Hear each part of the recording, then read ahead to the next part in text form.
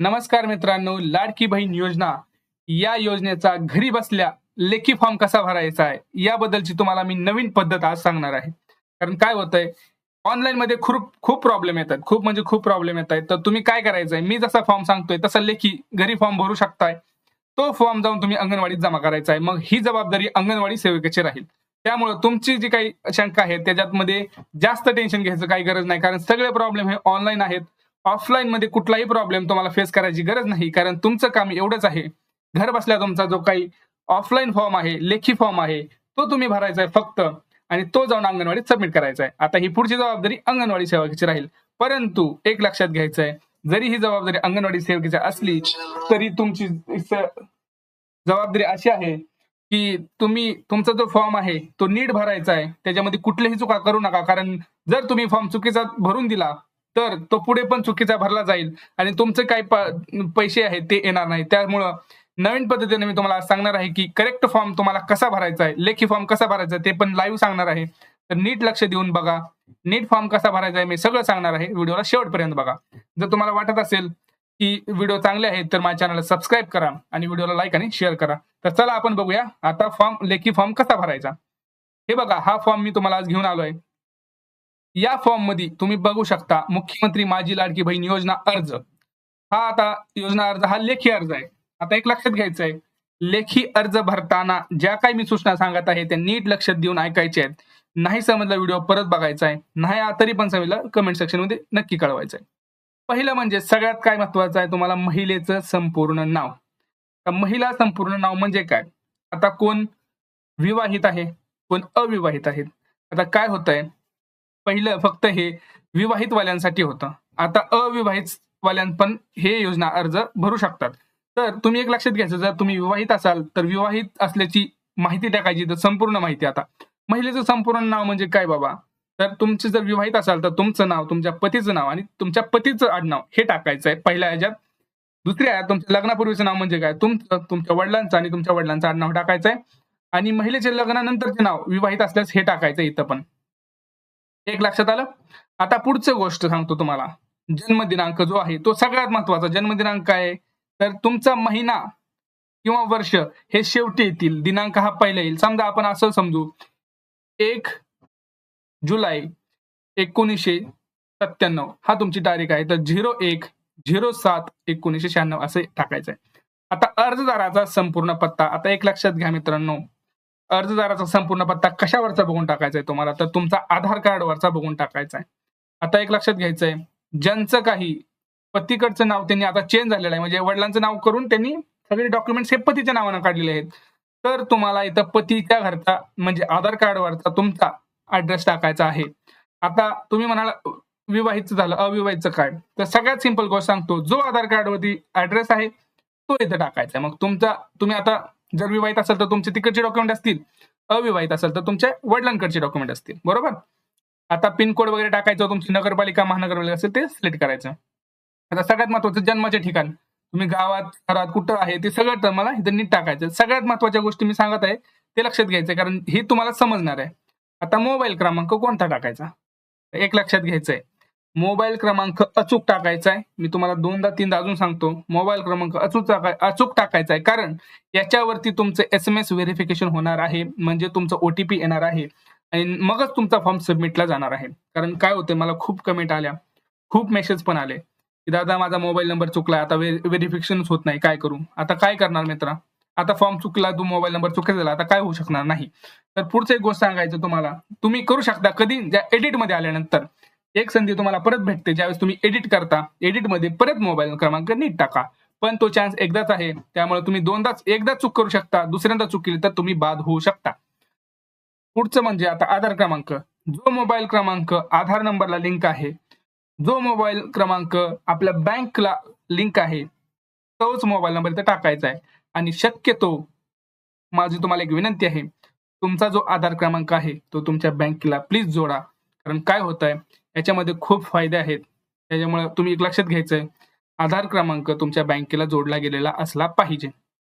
पुढचा पॉईंट लक्षात घ्यायचा आहे, महिलेचा जन्म परराज्यातील असल्यास पतीचे जन्म ठिकाण टाकायचं आहे.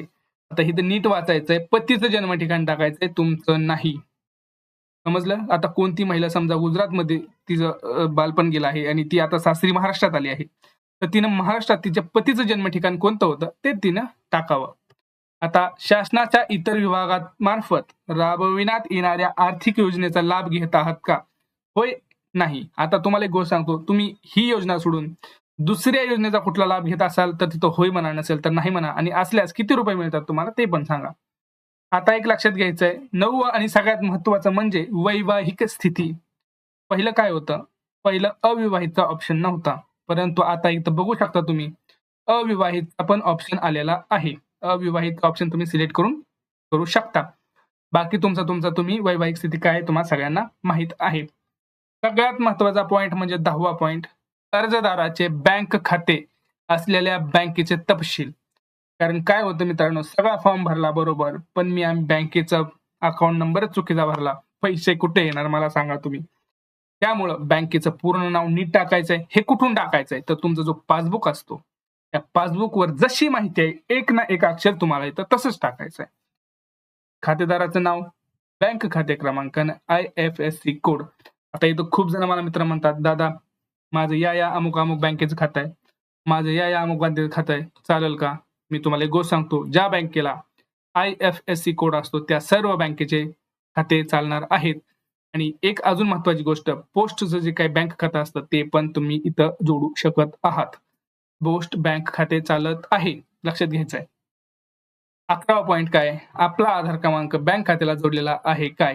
जर होय असेल तर होय म्हणा, नसेल तर नाही म्हणा. अर्ज भरून घेणारी प्राधिकृत व्यक्ती कोण आहात? तर इथे एक लक्षात घ्यायचंय. तुम्ही सामान्य महिला हाच सिलेक्ट करायचा आहे. पुढचं तुम्ही काही सिलेक्ट करू नका. सगळ्यात महत्त्वाचं म्हणजे हे आधार कार्डची लिस्ट सांगितली आहे आणि आधार कार्ड आणि त्याच्या सूचना सुद्धा सगळी काही जी महत्त्वाची कागदपत्र आहेत, त्याच्याबद्दलच्या जे काही महत्त्वाच्या सूचना आहेत, त्या मी तुम्हाला पहिल्या व्हिडिओमध्ये सांगितल्या आहेत. त्या तुम्ही बघू शकता. तो व्हिडिओ जाऊन प्लीज बघा. ही सगळ्यात माझी कळकळीची विनंती आहे. टिप एक लक्षात घ्यायचं आहे.